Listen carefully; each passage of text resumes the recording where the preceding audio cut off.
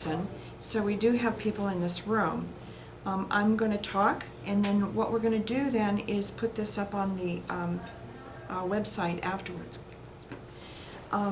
So that being said, a little bit different for us, but what we're doing this for is so that people do not have to go to our lunch and learns anymore. Certainly always welcome, but you can attend via webinar. If you have questions and you're a webinar attendee, just type them in your bar, and then we can answer them either as we go along or at the end.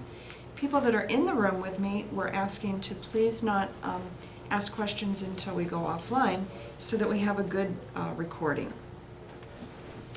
So one of the things that I think is interesting, you know, we've had a very big year with elections this year. We all know that. No matter which side of the fence you want to play on, I will tell you that Trump is here to stay. So he is our president, and there's some good things and some bad things that we're expecting. Faster growth, okay? Faster growth by population, by jobs, by economy. We are expecting that both in GDP, gross product, or jobs. We will expect higher interest rates, and let me give you my thoughts on higher interest rates. We have been in an abnormally low interest rate program for so long that we're spoiled. We want 3 and 4% interest rates, and you know what? That's not even realistic. So a normal interest rate is somewhere between 6 and 8%, so you know, be prepared that interest rates are going to go up. We expect higher inflation. I've talked to economists, I've done quite a bit of research on this. Inflation is going to go up. However, the good part is that we expect to see higher after-tax profits for companies. And of course, that being said, that means more jobs. The deficit, I have no idea. I'm not gonna speak to that. International trade, watch the news. I don't know. Construction labor, and the reason I put this in here, construction labor, a lot of our construction labor comes from immigrants from other countries, both legal and illegal. And so we don't know what's going to happen there. So I'm leaving that on the table. We do expect to see a larger military, and you know, whether you believe in that or not, we do expect our military to be beefed up, which means we're going to have higher spending on weapons. However, one of the things that is clearly on the table is that some of our allies are going to have to pay for our protection versus us just funding it. Carried interest. The Dodd-Frank is something that has its good points and its bad points. The Dodd-Frank Act, but we're going to be seeing carried interest will go away. Estate taxes, I understand, is pretty much going to go away. Political correctness, I think we can all agree on this, is going to decline. And are we going to see a recession in the next 4 years? Don't know. So President Trump's plan, we are certainly facing a potential for a significant change in the economic growth here, and I think we can all agree with that. What's on the table pretty clearly right now is lower personal income taxes. That's more money in the taxpayer's pocket because it's not going to be going to the government. Corporate taxes are going to go from 15% to 39%, and a lot of businesses are pretty scared about that. However, money's got to come from somewhere to run the country. Repatriated profits are going to pay a 10% surcharge. That's clearly on the table. That means, excuse me, you know, if these companies go to other countries to work or to manufacture and bring the stuff back here, there's going to be I think, kind of a fine on that. They really want to limit the former members of Congress and Cabinet to be able to lobby. Whether you're on that boat or not, I think that's important.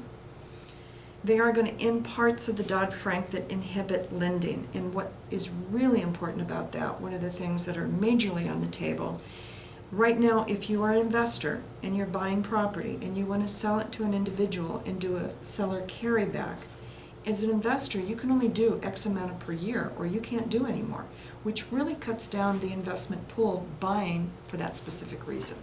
Okay? So that one, from what I understand, is going to be going away. And from my seat as a commercial broker, I'm really happy about that. Okay? The Fed, we don't know what's going to go on there. We expect massive infrastructure spending. And, you know, that's important because not only does this country need it, because we haven't done it for a long time, but on top of that, you know, that means jobs. And jobs mean what? Growth. And that's what we're going to talk about in the first part of this webinar before we drill down to the Phoenix market. We understand that he's going to open oil, gas, and coal, and the international trade is what I feel the biggest problem with his plan. We don't know, okay? So here's some things that I think you should think about with the incoming president. You need to think about a trade war, okay? How close to full employment are we? You know, our unemployment rates hover right around 5%, and you talk to employers, and one of the things that they say is that 5% may be kind of the unemployable 5%, the 5% that you would not hire if they came through your door for various reasons. One thing that we don't know, there's not great statistics on this, is how many people who are out of the workforce have given up on unemployment, so they've dropped off of those statistics, that they're going to come back into the workforce. That's pretty hard to figure out, okay? And the elasticity of tax revenues with a tax cut, okay? And we do expect some kind of a recession, but in 138 months of expansion, and I'm talking the economy here primarily, we do expect the recession to be mild, nothing like what we've experienced in the recent past. So one of the things that I think is important as investors when we look at the market to invest in is that we need to look at what makes that market, what drives that market, and what are the influences to make that market grow bigger. Because of course a bigger market means what? More jobs, more living spaces, more investment opportunities. So some of these numbers here, and again this will be on the website, I've sourced where I've gotten some of the sources, but this is kind of some things I just want to talk about. And I pulled on this one, and I may not be able to pull on all of the statistics that we're going to talk about, the different areas. I've done the best I can, it's not always available.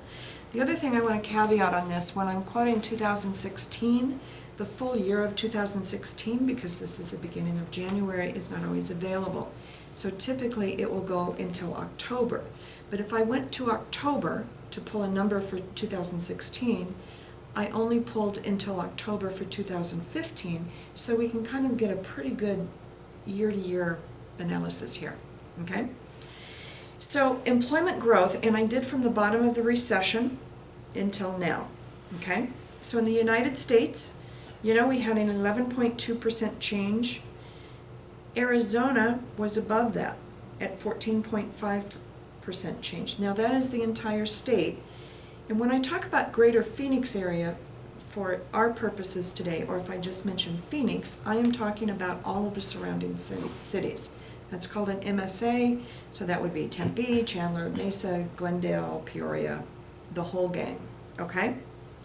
But you can see that the greater Phoenix area, as far as growth, is not only higher than the Arizona growth, which means we had the most growth in the Phoenix area, but we're also certainly much higher than the United States statistic. So that should tell you right there, just right there, is that our employment growth has grown substantially since the bottom of the recession. Tucson, not so much. They're below the national average. People come to me and they say, should we invest in Tucson? I typically do not recommend Tucson, and the reason being is because it doesn't have the employment base. I always come back to the employment base when we talk about what's going on. And of course the balance of Arizona is the lowest number here, and that would be Flagstaff or Payson or around Arizona, okay? So we had a very significant recovery in absolute terms of the recession, and here's why. We were the top market, one of the top markets during the height of the market, 2005 to 2009. I think we can all agree with that. Well, the top always falls the hardest, and we fell the hardest. We dropped to the very bottom of the market during the recession. But it also makes sense, and if you talk to any economist or anybody that does this stuff for a living as far as generating numbers, you'll find out that they believe that we will bounce back the fastest simply because we have the most to offer, okay? So the world has changed, and I think everybody can agree with that. We are not, pre-2007, it was a different world. We were pretty secure that, the banks were going to keep lending to anybody that had a heartbeat. We were pretty secure that, prices would keep going up and keep going up. And we were pretty happy and sassy, okay? Well, 2007 brought a big difference to many people, including myself. My income went down to about less than probably 7% of what it was before 2007. I got through it. I still worked as a real estate agent, broker, every single day since then, and I haven't stopped. So you're kind of stuck with me. But post-2007. So the reason I pull back these numbers on where Arizona employment growth ranks out of all 50 states, and I think that's really important to understand, from 1993 until, 2007, we were in the top ranking all the time, right? We were always growing. 2007, we started dropping down. 8, 9, and 10, we were right at the bottom, guys. And I don't know if anybody was looking for a job in the Phoenix area and in that area in that time period. It was pretty hard to get a job. Okay, unemployment rates went up, the whole 9 yards. We started the recovery in 2011, and as you can see, we've gone up. Now, in 2013, the end of 2013, we had a blip on the recovery, and we dropped back down again. We had a blip on growth. We're going to talk about that in a little bit. But right now, we're sitting about, at the end of 2016, we're sitting number 8 as far as the employment states, and that's not bad. There's a few conflicting numbers that you're going to see here, and that's simply my sourcing, but they're not off by much, okay? So I'm talking here about the Phoenix employment growth of all the metro areas. So now we're not talking just Arizona and where we stood with the other states, but now we're talking about the metro areas that are greater than 1 million in population. Okay, so that way you're looking like to like. You can see until we got to about, until 2007 again, we were right up at the top. Our employment growth was over the ceiling, right, for the Phoenix area. Now we're not talking Arizona, we're talking the Phoenix area. The reason I put both of these slides in is because I think it's important to understand not only the state, but the Phoenix area as well, okay? And you can see that, of course, the same thing followed as what we did with the state. We went all the way down.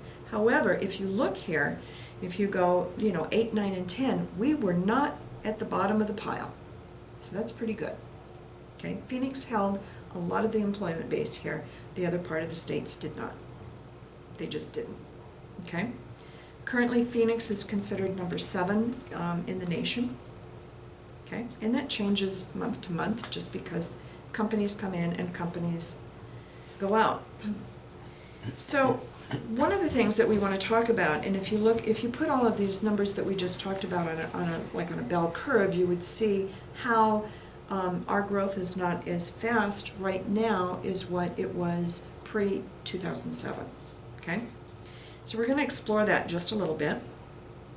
First off, the national recovery has been slower. Well, doesn't it make sense if the national recovery was slower that the individual states would be slower as well? Okay? We're going to talk about population flows next, but the population flows nationally have been slower, and flows, I'll talk about what that means in just a minute, but also in the Phoenix area. That means less people moving in permanently. So what has changed? Okay, why are they not moving? Okay, so growth itself, jobs mean growth, growth means money, investment opportunities. So what is it? People moving to the states create a demand, right? Somebody moves in here, they're going to go to the grocery store, they're going to go to the doctor, they're going to either buy a house, they're going to rent a place, they're going to put gas in their car, maybe they buy a car. Those are things that create more jobs, right? Supply and demand. So currently we're growing about 1.6%, and the normal should be about 3.2%, okay? Now, this is employment growth from the start of the recovery again, okay? But I went back to 1974 here, and so you've got the recession, and I'm just here, these numbers are only recession numbers, so I'm not going in between the years of different recessions. 1974 to 1975, we experienced a recession. 1982 to 91 to 92, another recession. 91, 2001, 2007 to 2009, okay? And you can see the percentage of growth steadily declines here. And the average monthly gain, so basically if you take the gain and move it into a yearly deal, that's what you can see reclining numbers there. When you put it into this perspective, it's not just Phoenix, but it really is from nationwide. Population. Again, we're talking about people that move here, okay? So the last slide was during the recessions. This is the slides at the start of the recovery post every one of those recessions. So, and again, we're talking the greater Phoenix area, and so we have the population growth here. Then we also moved the population to 6 years later to see what we've done in those 6 years. And that's where the percentage of growth comes from. So in 1975, I just got out of high school, by the way, but we were in a recession in 74. 75, we started to come out of it. Our population was 1.3 million, right? 6 years later, we moved up to 1.6 million, so roughly about 300,000 or 24% growth. Our annual growth then is considered 4%. 1981, okay, we had a 26% increase in population 6 years later. Okay, 1991, 26%, kind of the same. 2001, 21.6, and 2009, which is after the recession of basically 2007, 2008, we're only about 7.1% growth 6 years later. Okay, now, where we're talking about growth, we're talking state to state, we're talking inside the state, we're talking from people that come from out of the country, okay? So those numbers come from a variety of different sources, but what we're talking about are the people that move here and stay here, okay? So people going out of the state will lower that percentage. People that die and births increase it. So there's all of those numbers that are factored in here. So it's real basic, and anybody that works with me knows that I work a lot from common sense. Fewer people mean fewer houses and less commercial construction. For those of you that don't know my other half, his name is Tom Head. He is a licensed realtor, but he also is an electrical engineer, and he works for a company called Boral Roofing. Boral used to be Monier, if anybody knows what that is, but they manufacture they're the market leader worldwide for manufacturing concrete roof tile. So I do things a little bit common sense. When I see his plant slow down, and they go from 3 shifts to 2 shifts to 1 shift to 4 days a week, which they did during the recession, you know what? That tile's heavy and it doesn't ship very far, because it is heavy. I've picked it up. So if people aren't buying that roof tile and building houses, about 6 months later, I've always seen housing market slow down. Okay? For 20 years, I've watched it that way. Now, is there a statistic I can pull? No, I can't. Right now, they are working those guys to death down there. They're pumping out tile just as fast as they can make it. Okay? So, we talk about Maricopa County jobs, and there's lots of websites. I mean, I could have filled the entire PowerPoint with the companies coming here, so I just highlighted a few of the very top ones. Farmers Insurance this next year is adding 1,000 jobs. They currently have about 500 in the market. Okay? Uber, Shutterfly, Yelp, they've just opened up regional or national offices here in Phoenix. Home Depot, which I have a great deal of experience with, sees Phoenix as a great retail opportunity. Why would Home Depot be a great retail opportunity? Because it's building supplies. Investors, mom and pop, and construction companies buy from Home Depot. You bet they want their retail stores here. There are so many companies that are expanding here and coming here. One of my friends for the City of Phoenix is head of the economic division for the City of Phoenix. I had drinks with him in the last quarter, and he talked about how it's his job to bring companies to the Phoenix market. And we had a pretty in-depth discussion about this. What's interesting, in years past, the state of Arizona, also the City of Phoenix, they didn't have funds allocated for his position. So he didn't have the money to go out and wine and dine a company, a CEO from San Francisco, for example. Where cities like San Francisco and LA and wherever, they've had big budgets for this for a long time. So now the City of Phoenix has a budget for that, which I think is very important. Prior to that, it was the telephone and the web was the only way that they were using to really attract businesses. Now they have the funds and the means to go sit down with these companies and bring them here. I will tell you from the industrial sector, if you're bringing in a company here that needs over 100,000 square feet, there is not any place to lease for those companies. There's just not. So when you look at industrial vacancy rates here, they're kind of skewed because that's throwing in the very small ones that are typically mom and pop and usually local businesses, okay? But the big companies, if you've driven on the west side, they have, as far as I know, they have 5 large plants or distribution centers being built right now that are over 1 million square feet. That means those big companies are here, guys. They're building their places because they can't rent them, okay? And of course, I understand Amazon has 5 distribution centers in the Phoenix area. The reason I know about Amazon too is because they happen to be one of their 1.5 million square feet of distribution space is directly across from where Tom works.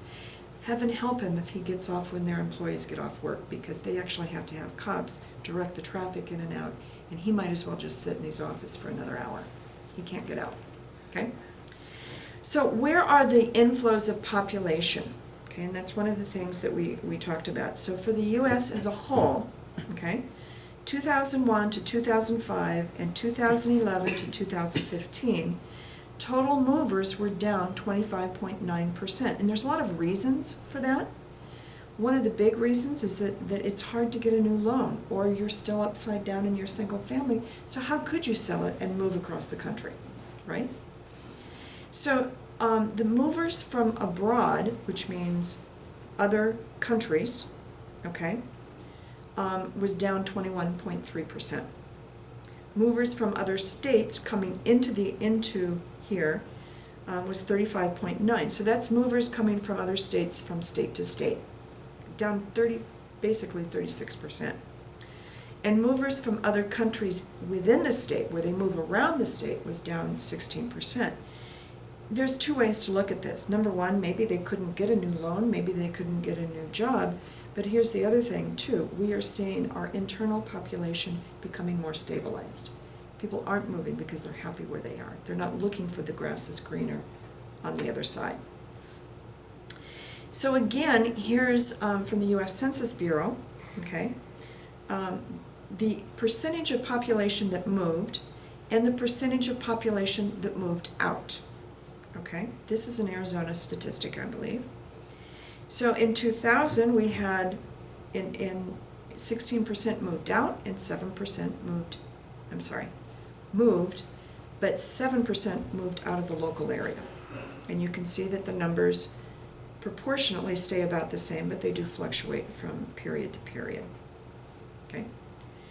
So this is our capture rate. This is what Arizona captured. So you can go back to the other slide. And Arizona captured from 2001 to 2005, we captured 7.6% of the 2005 of the 13.9. So roughly we captured about 0.5% of the population that moved. Does that make sense to you? Okay. 2011 to 2015, we captured approximately 3.2%. So if you go down here to 11.6 of population that moved, we captured 3.2% of that. Okay? That's how you look at those numbers.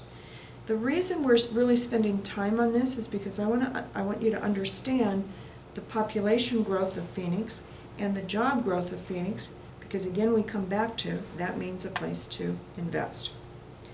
So one of the reasons, due to the lack of international and state and national population flows, jobs that may have been created by the domestic demand, by people here buying cars, getting gas, whatever, are not doing it as much. That slowed down our job market. That's why you need to understand why Arizona's growth slowed down during these periods. Also, because we were at the bottom of the recession and we're pretty much out of it now, it took a long time to absorb the excess inventory of single family and office and retail. There are parts of the city that the retail or office is almost at a zero vacancy, or an abnormally low vacancy, which means if you want to go rent an office in those areas, good luck. Or good luck finding a good one, okay? The other thing is, the reason that we had so much excess of inventory is because, I don't know if everybody understands it, if I'm going to build a strip mall, okay, it's 2 years before I break ground and a year before I open. So it's 3 years. So before, 2007, a lot of this stuff was already in the planning stages. It was going in. It was already there, okay? So that being said, because right after the recession, especially after 2007, construction employment suffered because nobody was building. I can attest to that because Tom's plant went down to 3 and 4 days a week in one shift. They didn't need it, okay? So how quickly are these population flows that I've been talking about going to recover? And that's important because, again, more people, more jobs. We expect slowly. You know what? I'm really happy about that because 2007, it was so wild here as far as the jobs and the housing market and everything and the prices and the people and all of that. So it was an abnormally fast growth in all sectors. And that's not a good thing because steady growth, like the snail, like the tortoise, will win the race. If you go up too fast, my stepdaughter, when we used to ride roller coasters when she was little, by the way, she's in graduate school now, I would say, what goes up must go down. She'd throw her hands up in the air and we'd go down, she'd throw them down. Well, the economy's the same way. What goes way up too fast is going to go down, okay? So here are some estimates, pretty close ones, of the population estimates and projections for Arizona, or for the Phoenix area, I apologize. I'm drilling down now a little bit closer. So in 2005, okay, let me get here. Okay, and so 2015 fourth quarter, these are all numbers for 2015, 2016, and 2017. And I want you to kind of pay attention to this because I'm going to play with these numbers on the next slides. So, for example, right now, if you believe these, we are approximately 4.5 million in the greater Phoenix area. Statistically, and there's no hardcore statistics on that, it's estimated that we have approximately 1.5 of undocumented people here. Undocumented is another word for illegal aliens, okay?